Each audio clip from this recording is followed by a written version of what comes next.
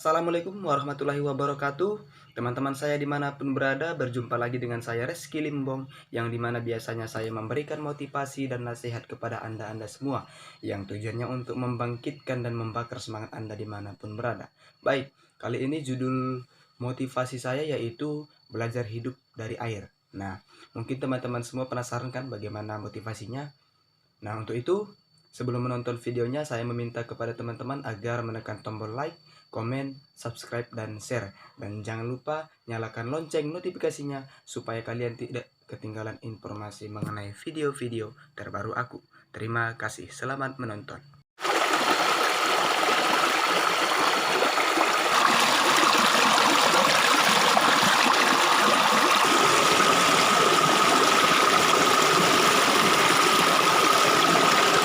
Teman-temanku, dimanapun berada, marilah kita belajar hidup dari air.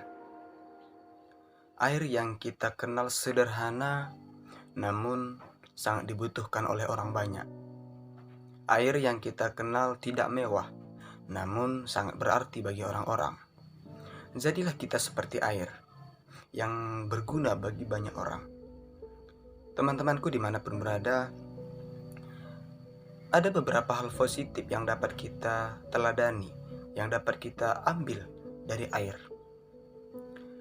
Salah satu contohnya yaitu air memiliki sifat kesabaran dan kegigihan yang tinggi, memiliki konsistensi yang kuat.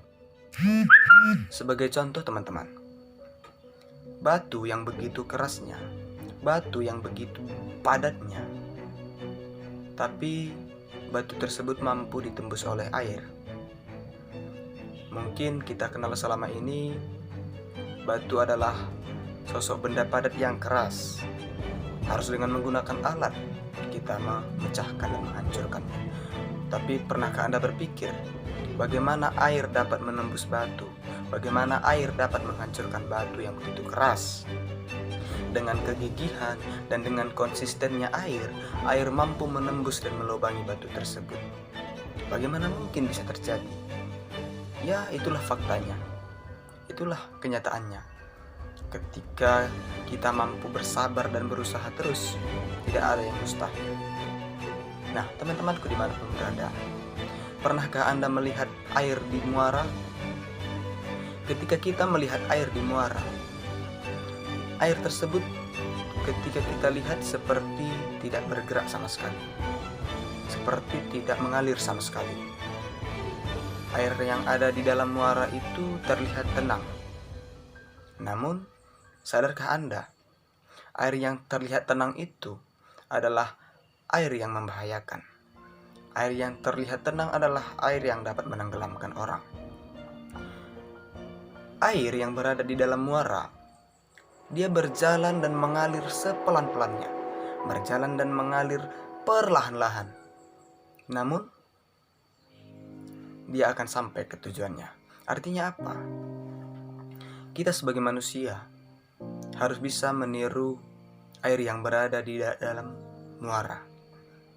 Ketika rintangan, cobaan, dan ujian yang kita hadapi itu sulit, maka jangan pernah menyerah, jangan pernah berputus asa. Jadilah seperti air yang berada di muara. Perlahan-lahan, sabar, dan ikuti alurnya.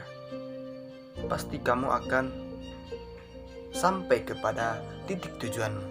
Pasti kamu akan sampai ke tujuan utamamu, seperti air yang berada di dalam muara.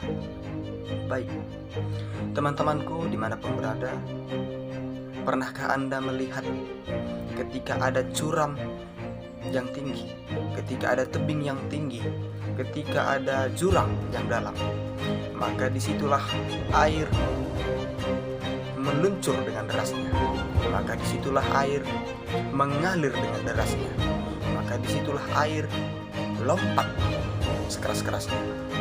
Artinya apa? Kita sebagai manusia dapat meniru dan mengambil hal positif dari air terjun. Artinya apa?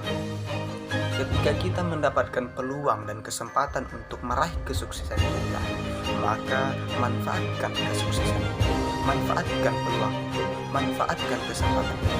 Jangan sampai peluang dan kesempatan tersebut direbut oleh orang lain. Teman-temanku dimanapun berada, ketika proses demi proses sudah dilalui oleh air, dari muara dan sampai ke air terjun, maka sampailah ke titik tujuan, yaitu laut.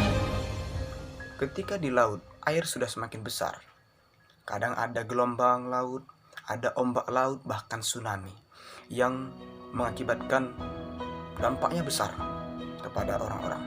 Artinya apa? Ketika kita sudah melalui proses-proses susah tersebut, ketika kita sudah melewati rintangan-rintangan dan ujian tersebut dengan tenaga, dengan usaha, dan dengan perjuangan, nah, sampailah kita ke titik kesuksesan kita, yaitu laut. Nah, artinya apa? Ketika kita sudah sukses, ketika kita sudah memiliki kekuasaan dan kedudukan, maka disitulah kita mampu menggoncangkan dunia. Maka disitulah kita mampu mempengaruhi banyak orang dengan otak kita sendiri. Maka disitulah banyak masyarakat dan manusia yang tertarik dengan kita, yang terpengaruh dengan kita. Sama dengan halnya laut. Laut juga seperti itu. Ketika ombak laut besar, bahkan tsunami, maka efeknya juga besar. Nah, kita juga seperti itu. Ketika kita sudah sukses, maka kita dapat menggoncangkan dunia dengan tangan dan otak kita. Teman-temanku dimanapun berada, sadarkah Anda bahwa air yang berada di dalam laut itu tidak ada apa-apanya jika tidak ada air dari gunung?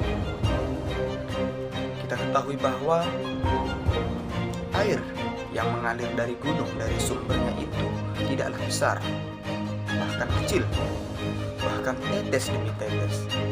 Air dari gunung yang mengalir ke laut sangat kecil, tetes demi tetes, tetes demi tetes.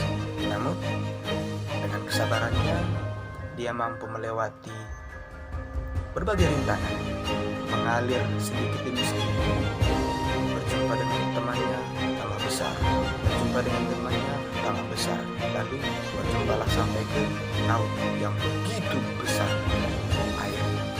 Artinya apa? Kita sebagai manusia, perjuangan itu harus diawali dari hal kecil.